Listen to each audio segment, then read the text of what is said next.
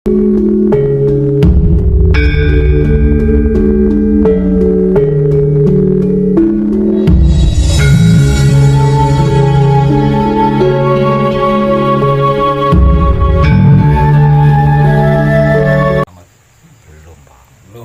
nyampe di situ. Nah, ini baru nyampe.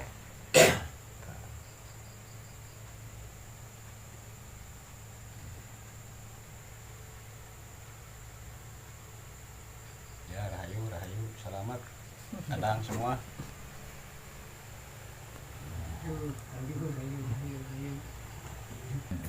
Karena dia merasa bahwa itu yang dari, maaf ya, kata kesangyangan, ya kan, inspirasinya seperti itu, bahwa itulah. Nah, sedangkan di situ kan enggak warna, enggak rupa. Kenapa mengiyakan bahwa itu, ya itu tadi. Nah ini Pak, jadi saya perlu wawasan yang sangat luas. Dan apabila ditanyakan sama mereka, saya dengan jawaban yang pasti, tidak nak niknuk lagi. Nah itu Pak, karena kebanyakan di masyarakat keawamannya dari syariat hakikat tarekat ma'rifat, pembelajaran dari itu.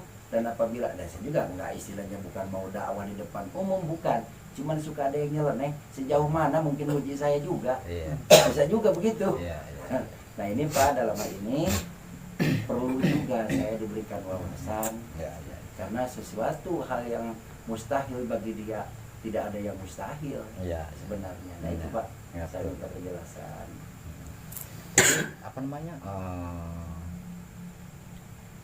Istilahnya apa tadi ya? Napas Pemikiran itu. ya. Ya. Pemikirannya Pak Kikin itu jawabannya ada dua. Iya. Bisa iya, juga bisa tidak. Iya. Betul? Ya. Betul. Karena apa? Karena Tuhan kan ada di mana-mana. Ya. Tuhan ada di mana-mana. Termasuk di napas itu tadi. Tapi tidak bisa didefinisikan. Tidak bisa didefinisikan kalau Tuhan itu napas, katakanlah. Itu tidak bisa.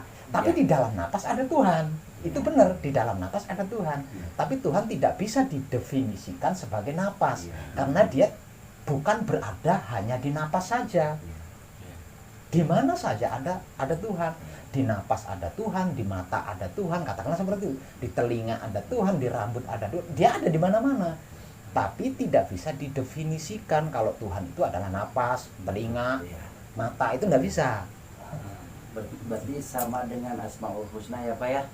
Seumpama orang menyebutkan ya Allah, ya Karim, kan gitu. Tapi Karim bukan Allah kan? Iya. Nah seperti itu kan? Iya, seperti itu. Tidak bisa didefinisikan. Tidak bisa. Lah, lalu letak kebenarannya kalau Tuhan itu ada di mana-mana, di mana? Nah, kalau seperti itu berarti letak kebenarannya kalau Tuhan itu ada di mana-mana, di mana? Kan yang jadi pertanyaan selanjutnya kan seperti itu. Betul. Sebab itu tadi saya jawab dua, bisa iya, bisa tidak. Dalam artian di balik napas ada Tuhan, tapi juga bisa tidak ada Tuhan di balik napas. Di mata ada Tuhan, tapi juga di mata bisa tidak ada Tuhan. Nah, lalu letak kebenarannya di mana? Penyeimbang konspirasi Pak. Iya. Coba saya minta penjelasan penyeimbang konspirasi supaya pendapat dia begini, ya ini kan yang jadi ini kan. Nah, wajar lah, manusiawi ya, pemikiran kan masing-masing. Saya yang ditanda tanyakan, huruf tanda tanya ada di mana-mana, berarti ada yang mananya di mana. Nah itu intinya yang saya tanyakan. Kenapa saya jawab seperti itu? Karena ada sebuah ayat yang menjelaskan tidak selembar daun pun yang jatuh ke bumi tanpa kehendaknya. Artinya di semua itu ada Tuhan. Tapi di semua itu bisa juga tidak ada Tuhan. Clear ya. Edan tenang. Clear ya. Nah, lalu di mana ini letak kebenarannya? Letak kebenarannya di mana? Letak kebenarannya ada di kesadaran. Letak kebenarannya ada di kesadaran. Saya ulang, di balik napas ada Tuhan. Tapi bisa jadi tidak ada Tuhan di balik napas itu. Artinya kedua-duanya benar. Ketika pemilik napas itu sadar, ada Tuhan di dalam. Tetapi ketika pemilik napas itu tidak sadar, tidak ada Tuhan di dalamnya. Maksud tidak, Pak Kiki? Pengertiannya gini Pak.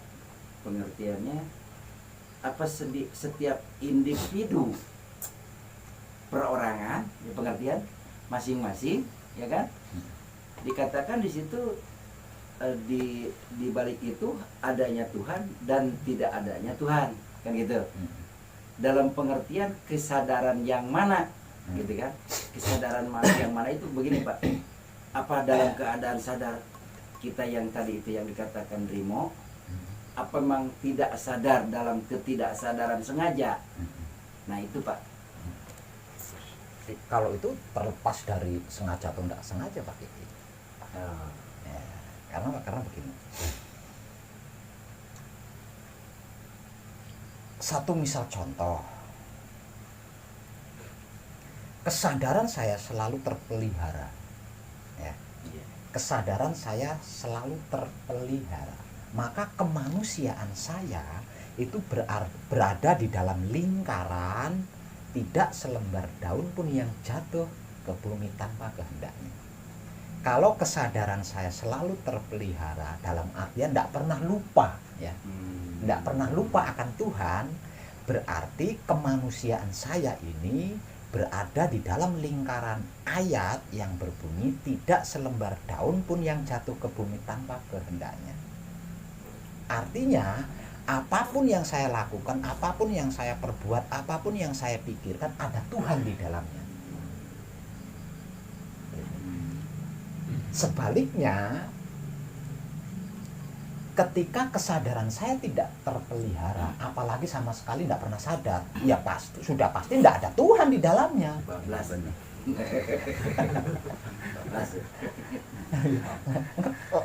lawan pemahamannya kan seperti itu. Lawan katanya. Nah, seperti itu sinonimnya itu. Berarti letak kebenarannya kan ada di kesadaran itu tadi. Gitu. Misal contoh lagi,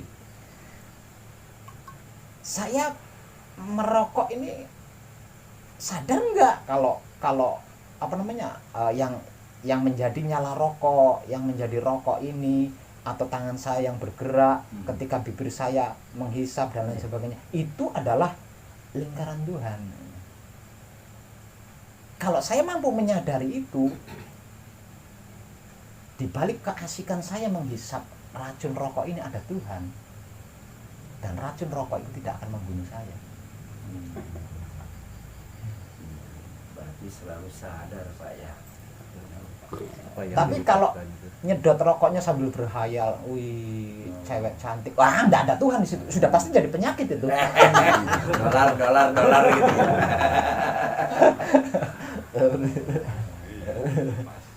Iya, jadi dinikmati itu sambil mengingatnya sambil sana. Jadi tidak akan timbul racun nikotin. Iya. Tidak batuk. Iya. Pura-pura paru-paru. Nah itu sebenarnya untuk semua hal loh itu. Iya. Untuk semua hal. Semua hal dalam perilaku. Iya. Dalam perlakuan sehari-hari. Iya. Apapun bentuknya. Amin. Harusnya seperti itu. Nah itu baru berlaku. Tidak selembar daun pun yang jatuh ke bumi tanpa kehendaknya. Tapi kalau kita keluar dari lingkaran kesadaran itu tadi, maka ada lembaran-lembaran daun yang bukan kehendak Tuhan, tapi kehendak kita. Sambit gitu ya. Buat ngarit.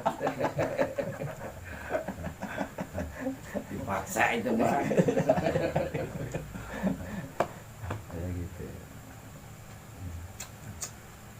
Nah, yang menjadikan kita bermasalah adalah hal-hal yang di luar kesadaran kita.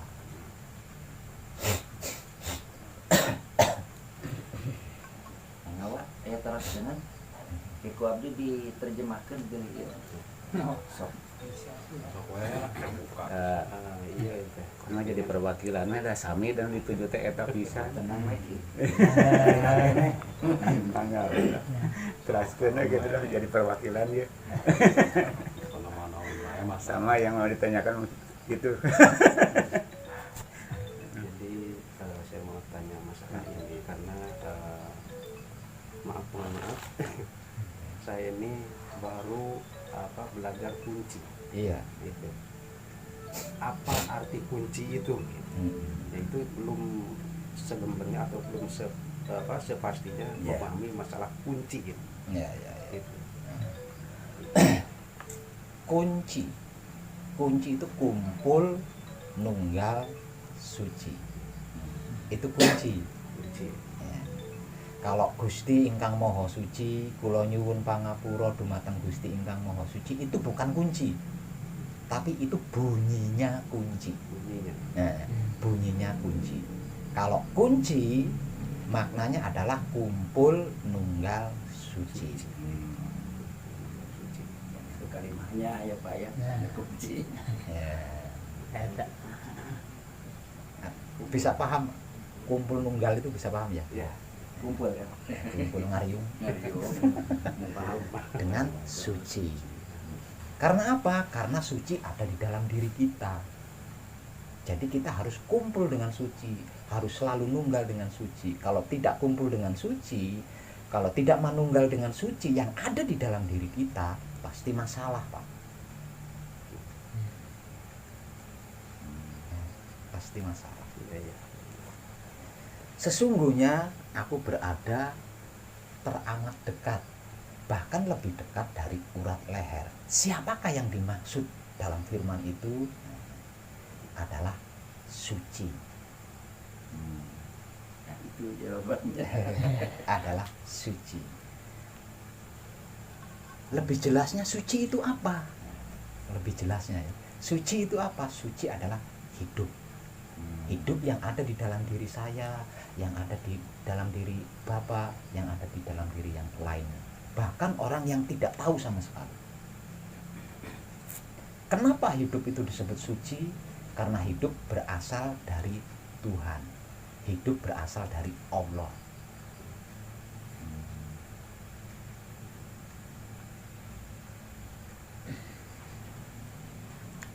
Dan ini ada di sana ada kata sirolah, datulah, sifatullah.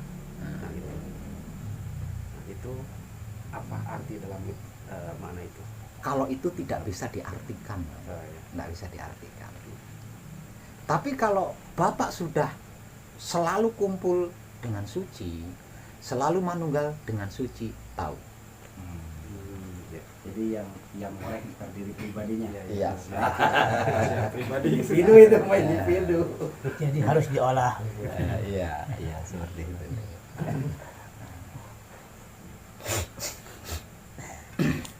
Apa buktinya kalau hidup itu berasal dari Tuhan? Apa buktinya kalau hidup itu berasal dari Allah? Ketika awal mula manusia diciptakan oleh Tuhan, Tuhan berfirman. Setelah wujud manusia tercipta, Tuhan berfirman, aku ambil sebagian ruhku, lalu aku tiupkan.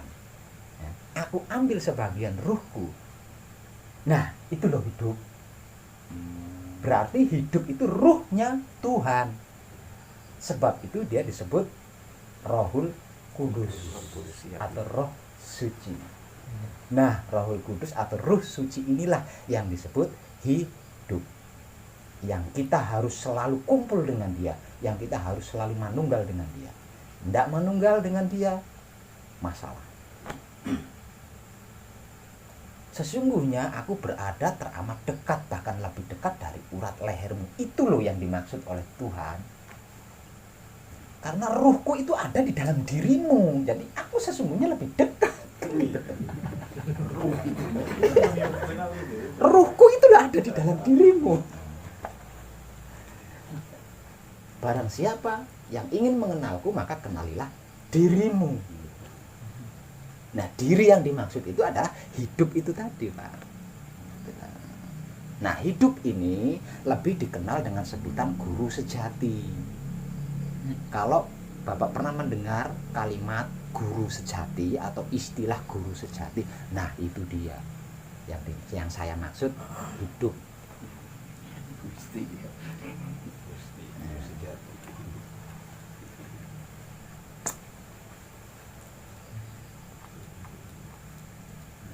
Soalnya rata-ratanya peradaban manusia, Pak ya, Ya. rata-rata mengucapkan aduh Gusti ya Allah ini anak bandel-bandel amat. Nah, Ya. ketika dia tidak sadar mengucapkan bahwa itu keturunannya gitu. Nah, itu yang rata-rata mengucapkan Gusti ini anak bandel-bandel amat. Nah, sedangkan di sini tadi mendefinisikan tinggal kesadaran kita kan gitu kan? Iya. Tinggal, sedangkan itu bahasa kebanyakan tidak sadar. Oh, sadar. Sadar. Iya. Hmm. Ketika seseorang mengucapkan, "Duh Gusti, ini anak bandel amat." Ya. Sesungguhnya dia sadar, Hmm. tapi salah mengarahkan kesadaran. Penempatan, Ya. penempatan ucap Iya. karena kita sendiri. Iya. Jadi ketika seseorang itu mengatakan Gusti, kesadarannya itu ke Allah. Padahal Gusti itu ada di dalam dirinya. Nah, karena tidak tepat mengarahkan arah itu tadi, terjadilah seperti itu. Nggak, seakan-akan nggak tahu kalau itu adalah anaknya sendiri. Ya, itu. Nah, karena itu salah arah itu tadi. Jadi penduduk ke sana gitu ya. Iya. Iya kan? Karena mulutnya mengucapkan Gusti, Iya. kesadarannya mengarah kepada Tuhan. Iya. Padahal yang dimaksud Gusti itu bukan Tuhan, tapi utusan Tuhan. Gusti itu utusan Tuhan. Gusti itu guru sejati. Guru sejati itu hidup. Hidup itu Rohul Kudus. Matur suwun, Kang, matur suwun. Kayak handai lah. Oh, gantian. Siap dua kan dia. Cuma Ya, apa sok loba menggeraki apa lah. Nah, ibu tuh bisa terhan, pokoknya. sok wae dijawantakeun ke dia ngomong mah sok wae rek Sunda rek mah. Saya juga maksud kok bahasa Sunda. Ngerti. Ngerti. Oh, ya, ngerti sama pokoknya. Ngerti bahasa Sunda. Enggak, Neng. Biasa. Bahasa internasional.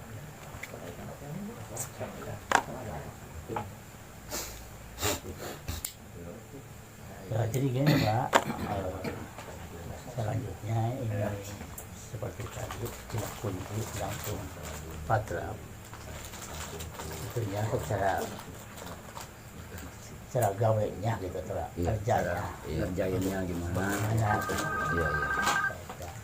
jadi belum sepenuhnya mengerti sepenuhnya gitulah.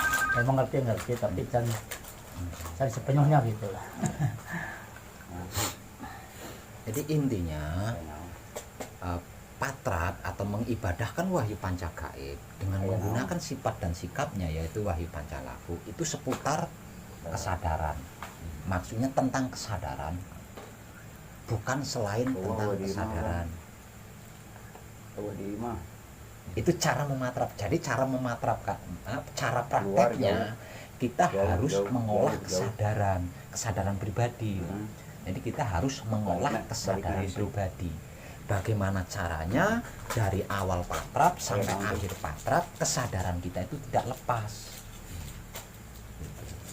Tidak lepas. Satu misal contoh, patrap itu kan diawali dari palungguh pembuka sampai kunci pauling ngujil. Ketika tangan saya bergerak palungguh, ketika hati saya memerintahkan pikiran saya untuk mengingat bacaan-bacaan palungguh sampai bibir saya bergerak mengucapkan atau tidak bergerak, ngebatin ya, ngebatin palunggu bahwa itu adalah digerakkan oleh hidup. Ya. Ketika tangan saya patrap kunci, itu digerakkan oleh hidup. Ketika hati saya ngebatin kunci, membaca kunci, itu juga digerakkan oleh hidup. Itu dari awal sampai akhir. Nah, kalau kita mampu menyadari itu, maka hidup akan mengenal kita. Kalau kita mampu menyadari itu, guru sejati akan mengenal kita. Kalau kita mampu menyadari itu, Rohul Kudus akan mengenal kita. Nah, kalau Rohul Kudus yang mengenal kita, tidak mustahil.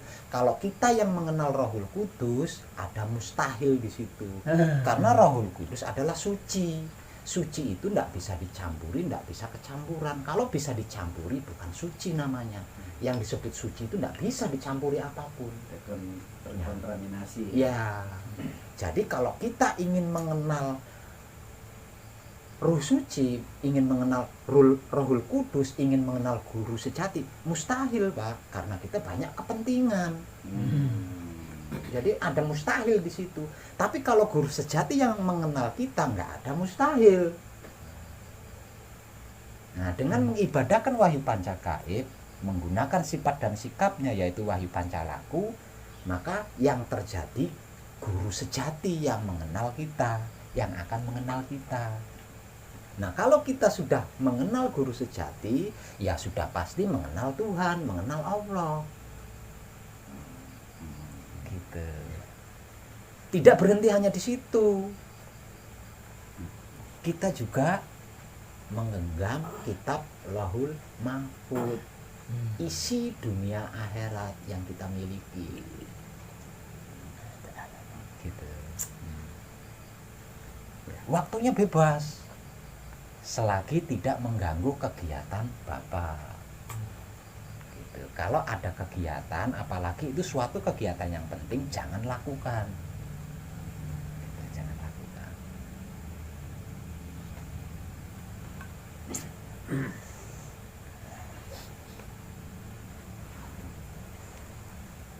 Ya. Ada lagi? Lagi. Oh. Jadi mumpung Bapak di sini, jadi kalau keterangan yang Bapak jelaskan ada dan bisa dipertanggungjawabkan. Ya.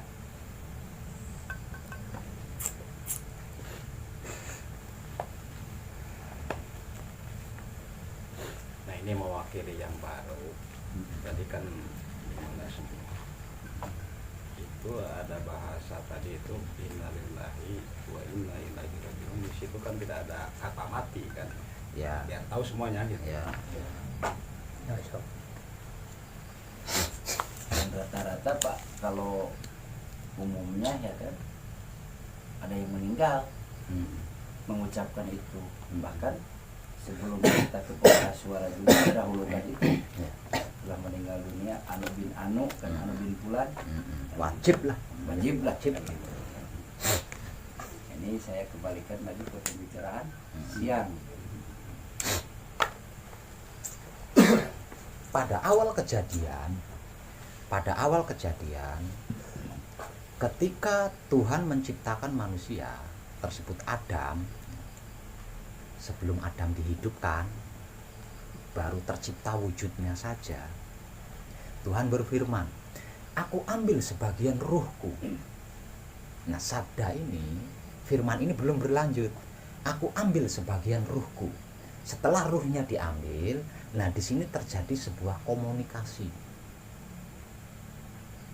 antara Tuhan dan ruh Tuhan. Semua diperbincangkan, semua dibicarakan. Dan apapun bentuk pembicaraannya itu ditulis, lalu dikitabkan. Dan kitab itu lebih dikenal dengan sebutan Lauh Mahfuz atau Lauhul Mahfuz, kitab hidup yang hanya diketahui oleh Tuhan dan ruh Tuhan. Setelah selesai perjanjian, Lalu aku tiupkan dengan sebuah sabda, kun fayakun. Nah, setelah ruh Tuhan ini memasuki jasad Adam atau tubuh Adam, maka pada saat itu dimulailah sebuah kehidupan.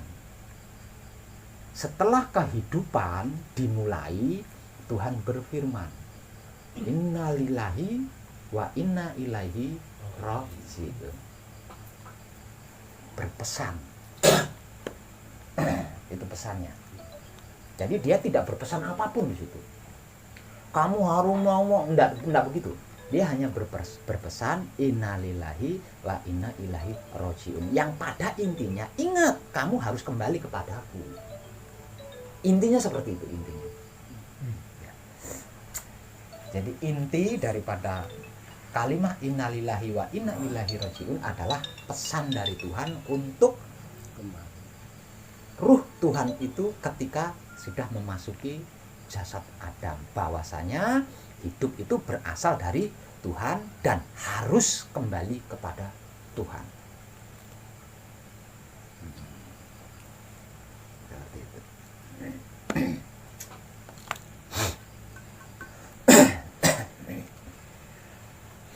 Entah bagaimana awalnya, saya sendiri kurang paham itu ya. Entah bagaimana awalnya, saya sendiri tuh kurang paham.